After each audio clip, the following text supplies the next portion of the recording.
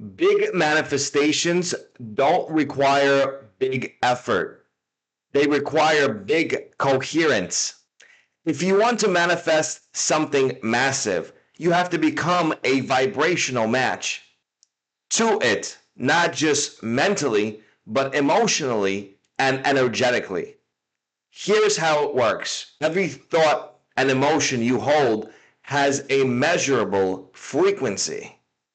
Science out of the Heart Math Institute shows that elevated emotional states like gratitude, certainty, and love create coherent signals in the body and heart. These signals impact your brain, nervous system, and more importantly, influence the quantum field. In quantum physics, the observer effect proves that attention shapes outcome.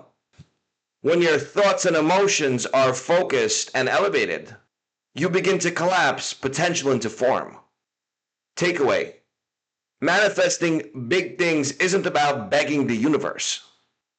It's about becoming the version of you that already has it.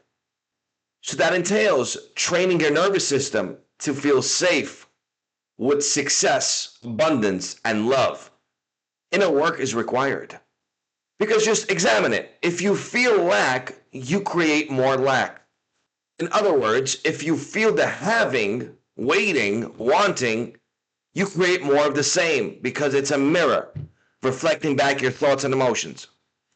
Manifestation isn't magic, it's mechanics based on neuroscience, neurocardiology, quantum mechanics, consciousness mechanics. You're responsible for your life and your life experience. Big shifts happen when your identity, emotions, and energy align with your intention. When you hold that frequency long enough, the external world has to bend to meet it.